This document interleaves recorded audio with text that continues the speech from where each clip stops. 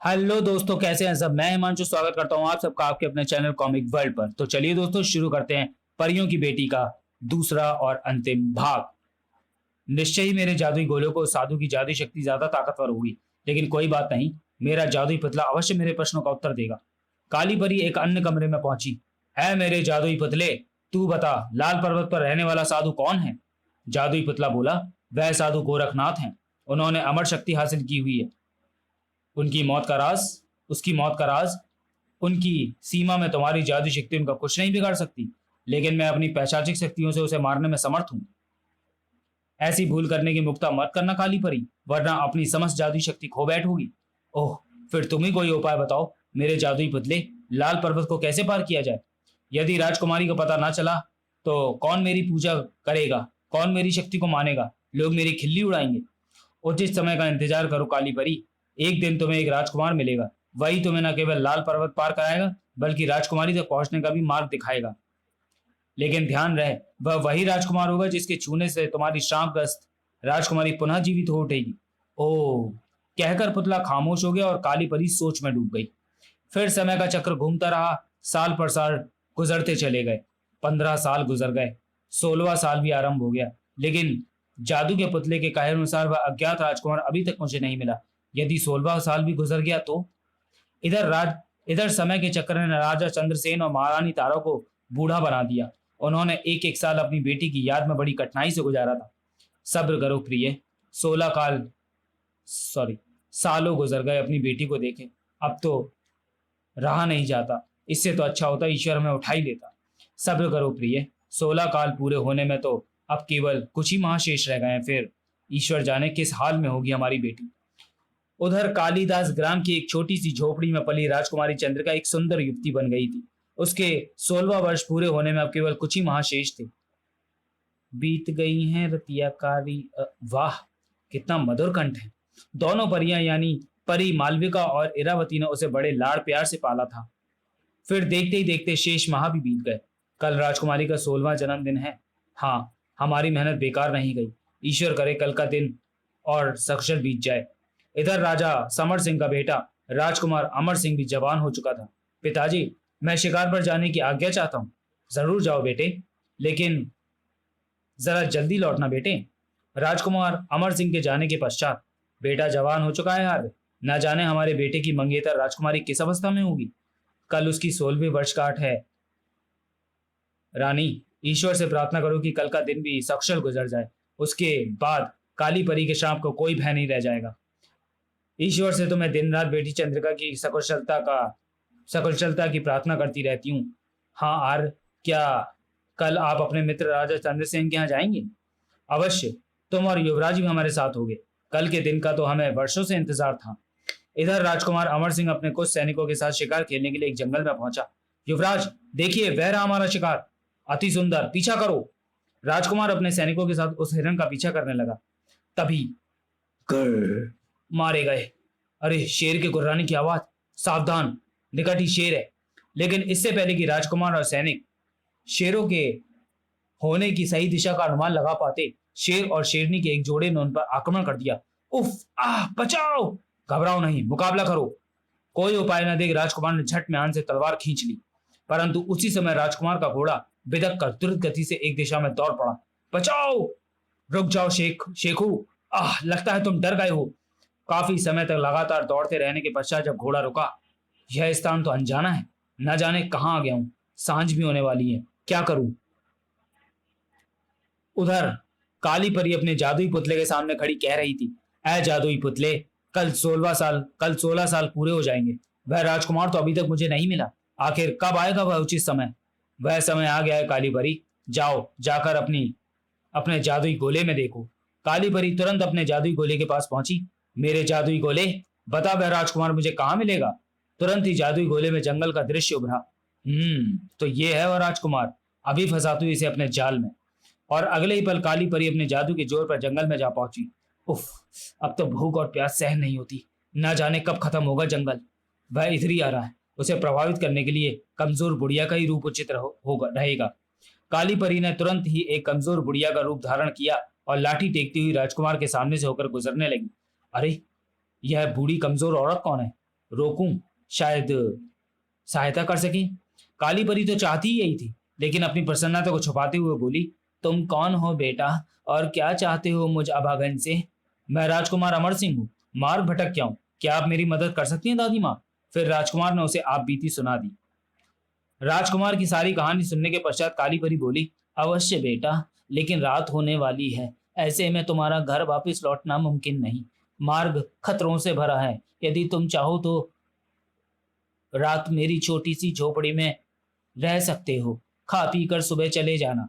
मुझे कोई इनकार नहीं दादी माँ, आप बहुत नेक दिल हैं। राजकुमार इसके लिए सहर्ष तैयार हो गया। काली परी उसे लेकर अपनी झोपड़ी में पहुंची और उसे पेट भर भोजन कराया। वाह, कितना स्वादिष्ट भोजन है! क्या तुमने अपने हाथ से बनाया दादी माँ? हाँ हाँ बेटे। खा पीकर राजकुमार गहरी नींद में सो गया। आखिर मेरे बिछाए जाल में फंसी गया, कल इससे कहूंगी लाल पर्वत के पार जाने के लिए। सुबह होने पर, अच्छा दादी माँ, अब मुझे आज्ञा दो, आपका यह उपकार मैं जीवन भर नहीं भूलूंगा। मेरे योग्य कोई सेवा हो तो कहो। सेवा? सेवा नहीं, मुझे मदद चाहिए, लेकिन मुझ अभागी बुढ़िया की भला कौन मदद करेगा? ये आप क्या कह रही हैं दादी माँ? मुझे बताइए, कैसी मदद चाहिए आपको? बेटा, लाल पर्वत के उस पार मेरे नाती पोते रहते हैं, वर्षों हो गए हैं उनसे मिले, मैं अभागी इतनी दूर चल भी तो नहीं सकती। काली परी ने चालाकी से अपनी इच्छा राजकुमार पर जाहिर कर दी। राजकुमार उसे लाल पर्वत के उस पार पहुंचाने के लिए सहर्षी तैयार हो गया। वाह दादी माँ, यह भी कोई मुश्किल काम है? मेरा देश लाल पर्वत के उस पार ही तो है, तुम्हें साथ ले जाने में मुझे खुशी होगी। तुम कितने अच्छे हो बेटा। और फिर काली परी को अपने पीछे बिठा वह लाल पर्वत की ओर चल पड़ा। कुछ समय पश्चात वे लाल पर्वत के निकट जा पहुंचे। लाल पर्वत को पार करने में भी उन्हें ज्यादा समय नहीं लगा। दूसरी ओर पहुंचने पर, लो दादी माँ, हम लाल पर्वत के इस पार आ गए, अब कहो तुम्हें कहाँ जाना है? बस बेटा, मैं तुम्हें और कष्ट नहीं दूंगी, मुझे यहीं उतार दो। बुढ़िया यानी काली परी के बहुत जिद करने पर राजकुमार ने उसे वहीं उतार दिया। अच्छा दादी माँ, मुझे आज्ञा दो, मैं चलता हूँ। अच्छा बेटा, जुग जुग जियो। और फिर राजकुमार अपनी राह हो लिया। राजकुमार के नजरों से होते ओझल होते ही काली परी अपने असली रूप में आ गई। काल भैरव, जाओ राजकुमार का पीछा करो, यदि राजकुमारी का पता ना मिला तो तुम्हारी खैर नहीं। जो आज्ञा स्वामी। कौवे के रूप में काल भैरव तुरंत उड़ चला और राजकुमार का पीछा करने लगा, इधर उधर। क्या बात है मेरी प्यारी चाचियों, आज आप बहुत प्रसन्न दिखाई दे रही हैं। हाँ बेटी, आज हमारी 16 साल की मेहनत सफल होने जा रही है। आज की सांझ खत्म होते ही हम सबके दुख दर्द दूर हो जाएंगे। मैं कुछ समझी नहीं चाची। सब समझ जाएगी, जा पहले नदी में अच्छी तरह नहा धोआ, फिर बताएंगे। लेकिन जरा जल्दी लौटना, तुम्हें हमारे साथ कहीं चलना है। राजकुमारी उदास मन से नदी की ओर चल पड़ी। राजकुमारी के जाने के बाद कितनी उदास है राजकुमारी। हाँ, लेकिन अब सारी असलियत जानेगी। लेकिन जब सारी असलियत जानेगी और अपने माता पिता से मिलेगी तो प्रसन्न हो उठेगी। इधर नदी में स्नान करने के पश्चात राजकुमारी एक पेड़ के नीचे बैठी बाल सुखाती हुई एक विरह गीत गाने लगी। कारी कारी बदरा। निकट से गुजर रहे राजकुमार अमर सिंह के कानों में जब वह गीत पड़ा, आह, कितना सुरीला कंठ है, लेकिन कितना दर्द भरा, कौन हो सकती है? कारी कारी बदरा। राजकुमार आवाज की दिशा में बढ़ता हुआ राजकुमारी के निकट जा पहुंचा और उस अद्वितीय सुंदरी को देख वह उस पर मोहित हो उठा। ऐ सुरीले कंठ की मलिका, मैं तुमसे विवाह करना चाहता हूँ। अरे, ये तो वही है जो रोज मेरे सपनों में आता है, मेरे सपनों का स्वामी। मन ही मन राजकुमारी भी राजकुमार पर मुग्ध हो उठी। और लेकिन मेरी चाचियों ने मुझे जल्दी आने को कहा था, मैं जा रही हूँ, पास ही झोपड़ी में रहती हूँ। अच्छा, अब तो हम जा रहे हैं सुंदरी, लेकिन सांझ को हम तुमको मिलने अवश्य आएंगे। तुम्हारी चाचियों से अपने विवाह की बात भी करेंगे। झोपड़ी में पहुंचकर राजकुमारी ने दोनों परियों को अजनबी युवक से हुई मुलाकात की सारी बात बता दी। सबको सुनकर दोनों परियां बोली, सुनो बेटी, तुम कोई साधारण लड़की नहीं बल्कि राजा चंद्रसेन की लड़की राजकुमारी चंद्रिका हो, और बचपन में ही तुम्हारी सगाई राजकुमार अमर सिंह से हो चुकी है। उसके बाद उन्होंने राजकुमारी चंद्रिका को सारी असलियत बता दी। कुछ ही कुछ देर बाद ही वे तीनों तैयार हों झोपड़ी के बाहर निकली और तेजी से एक तरफ चल दी। तो ये बात है, इतने सालों से ये यहाँ छुपी हुई बैठी थी, अब राजमहल जा रही है। जल्दी चलूं और काली परी को सब कुछ बताऊं। लेकिन राजकुमारी के साथ साथ दोनों परियों को इस बात का तनिक भी गुमान नहीं था कि झोपड़ी की छत पर कौए के रूप में बैठा काल भैरव उनकी सारी बातें सुन चुका है। लौटकर काल भैरव ने काली परी को सारा किस्सा कह सुनाया। शाबाश काल भैरव, अच्छी खबर लाए हो। राजकुमार अमर को बाद में देखूंगी, पहले राजमहल पहुंचकर राजकुमारी और उन दोनों मूर्ख परियों की खबर लूं। फिर काली परी आकाश में उड़ चली। इधर राजकुमार अमर जब राजमहल पहुंचा, राजकुमार, मेरे लाल, माँ, पिताजी, कहाँ चले गए थे तुम बेटा? हमारा तो चिंता के मारे बुरा हाल था। ईश्वर की दया और एक नेक औरत के कारण बच गया माँ, वरना शेर का शिकार न सही, भूख प्यास से अवश्य मर जाता। ईश्वर तेरा लाख लाख शुक्र है। राजकुमार ने सब कुछ कह सुनाया। अच्छा बेटा, अब तुम जल्दी से तैयार हो जाओ, हमें अपने मित्र राजा चंद्रसेन के यहाँ जाना है। आज उनकी बेटी का 16वां जन्मदिन है। तुम राजकुमारी चंद्रिका को तो नहीं भूले होगे?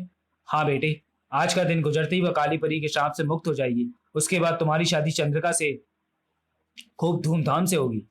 नहीं नहीं, ऐसा नहीं हो सकता। मैं तो अपना सब कुछ अजनबी सुंदरी पर नछावर कर चुका हूँ। सांझ को उससे मिलने भी जाना है। तुम चुप क्यों हो गए बेटा? मेरा स्वास्थ्य ठीक नहीं पिताजी, न जाने के लिए क्षमा चाहता हूँ। उधर राजा चंद्रसेन की राजधानी में सबको पता था कि आज शाम के बाद काली परी के शाम का समय निकल जाएगा, तब राजकुमारी लौट आएंगी। अतः सभी प्रसन्न थे और बधाई देने के लिए चंद्रसेन के किले में एकत्रित हो रहे थे। और राजमहल के भीतर बधाई देने वालों में राजा समर सिंह भी अपनी पत्नी के साथ वहां मौजूद थे। ईश्वर यह दिन भी सकुशल निकालेगा मित्र, लेकिन तुम्हें अपना वचन तो याद है ना? बिल्कुल, मेरी बेटी का विवाह तुम्हारे बेटे से ही होगा। उधर पीछे के रास्ते से दोनों परियां राजकुमारी चंद्रिका को लेकर राजमहल के विशेष कमरे में पहुंची। तुम यहीं रहना, हम तुम्हारे पिता को सूचना देने जा रही हैं। जब तक सूर्य डूबकर रात ना हो जाए, इस कमरे से बाहर ना निकलना, जैसा आप कहें। लेकिन रात तक यदि हम राजकुमारी को उनके सामने नहीं ले जा पाई, तब भी तो वे दम तोड़ देंगे।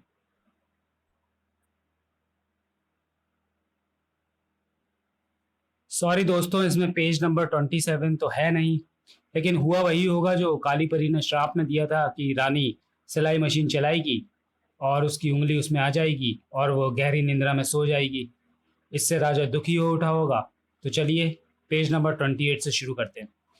लेकिन रात तक यदि हम राजकुमारी को उनके सामने नहीं ले जा पाई, तब भी तो वे दम तोड़ देंगे। हाँ, अब एक ही उपाय रह गया है कि जब तक राजकुमारी को इसका कथित प्रेमी आकर छू कर ना जगाए, हम सभी को जादू से गहरी नींद सुला दें।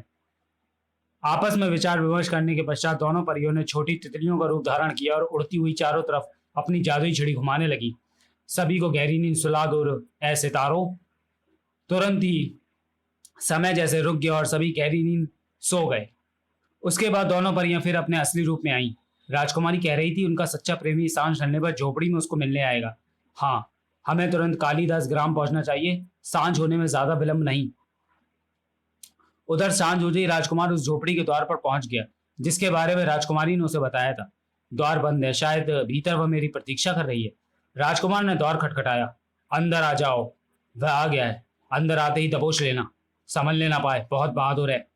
ठक ठक। लेकिन भीतर मौजूद थी काली परी अपने राक्षस गुलामों के साथ। और राजकुमार जैसी दरवाजा ढकेल कर भीतर प्रविष्ट हुआ। कौन हो तुम शैतान? छोड़ो मुझे। वह सुंदरी कहाँ है? हा हा हा, आखिर फंसी गए मेरे जाल में, ले चलो इसे। काली परी राजकुमार को लेकर एक ऊंचे पहाड़ की चोटी पर बने पुराने किले में पहुंची और राजकुमार को अपने किले के एक तहखाने में डाल दिया। आखिर तुम हो कौन और क्या चाहती हो? मेरी ये दशा क्यों कर रही हो? हा हा हा हा हा हा। वर्षों पहले किसी को दिए अपने श्राप को पूरा करने के लिए। उसके बाद काली परी ने उसे सारी बात बताते हुए अंत में कहा, एक राज की बात बता दूं? जिस बुढ़िया को तुमने लाल पर्वत पार कराया था वो मैं ही थी, काली परी। और जिस सुंदरी से तुम कालिदास ग्राम से मिलने आए थे वह हमारी ही मंगेतर राजकुमारी चंद्रिका थी, जो इस समय अपने महल में चिर निंद्रा में सोई हुई है। अब तुम उससे कभी नहीं मिल पाओगे। हा हा हा हा हा।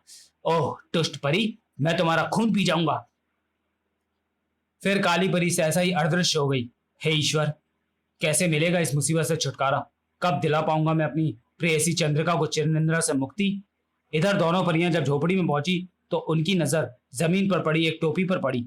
यह टोपी जरूर राजकुमारी के प्रेमी की है। लगता है काली परी यहां से पहले ही पहुंच गई और उसे पकड़कर ले गई। अवश्य वह उसे ऊंचे पहाड़ पर स्थित अपने गुप्त किले में ले गई होगी। हमें तुरंत वहां चलना चाहिए। दोनों परियां उस पहाड़ पर पहुंची जहां काली परी का गुप्त किला था। पहाड़ों के मध्य गहरी खाई थी। वह रहा काली परी का किला। चलो हम मक्खी का मक्खी का रूप धरकर वहां चलें। हाँ, तब हमें कोई नहीं देख पाएगा। फिर दोनों परियां मक्खी का रूप धारण कर किले के भीतर राजकुमार को खोजते खोजते उस तहखाने में जा पहुंची जहां राजकुमार अमर सिंह बंदी था। मक्खी के रूप में ही उन्होंने अपनी जादुई छड़ी घुमाई और राजकुमार के बंधन टूट गए। अरे, मैं मुक्त कैसे हो गया? सहसा राजकुमार की दृष्टि अपने इर्द गिर्द चकराती सुनहरी मक्खियों पर पड़ी। ओह, सुनहरी मक्खियां! तुम राजकुमार अमर सिंह हो ना? हाँ, लेकिन आप लोग कौन हैं? हम दोनों परियां हैं। विवश होकर हमें यह रूप धारण करना पड़ा है। फिर परियों ने राजकुमार को सारी कहानी बता दी। उसके पश्चात वे बोली, अब समय मत गवाओ राजकुमार। यदि अपनी प्रेयसी की जिंदगी चाहते हो तो सामने पड़ी सच्चाई की तलवार एवं अच्छे कर्मों की ढाल उठाओ और इस रास्ते से बाहर निकलो। हम किले के नीचे तुम्हें मिलेंगी। मैं राजकुमारी के लिए अपनी जान पर खेल जाऊंगा। शाबाश! अब बहादुरी से आने वाले खतरों का सामना करते हुए किले से बाहर निकलो। फिर तलवार और ढाल संभालकर राजकुमार जैसे ही द्वार से बाहर निकला, भयानक सांप और अजगरों ने उस पर आक्रमण कर दिया। सांपों और अजगरों को समाप्त कर राजकुमार आगे बढ़ा, लेकिन तभी पहरेदार राक्षसों ने उसे चारों तरफ से घेर लिया। आह, उफ, आई! उनमें भयानक युद्ध होने लगा, परंतु जल्दी राजकुमार उन्हें समाप्त कर आगे बढ़ा। यह हमारे लिए बहुत ही खतरनाक होता जा रहा है काल भैरव, इसे मार डालो। जो आज्ञा। अगले ही पल, ओह, भयानक एवं विशालकाय कौवा! लेकिन राजकुमार के हाथ में थमी सच्चाई की तलवार के सामने काल भैरव भी नहीं टिक पाया। आई! और राजकुमार के हाथों मारा गया। राजकुमार और आगे बढ़ा, तभी उसकी दृष्टि एक तरफ भयभीत सी खड़ी काली परी पर पड़ी।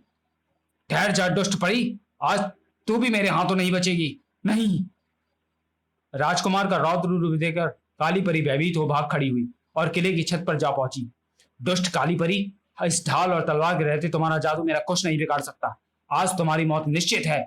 राजकुमार ने काली परी को मारने के लिए तलवार उठाई, लेकिन तभी तेज हवा चलने के साथ साथ भयानक ढंग से बिजली कड़कने लगी।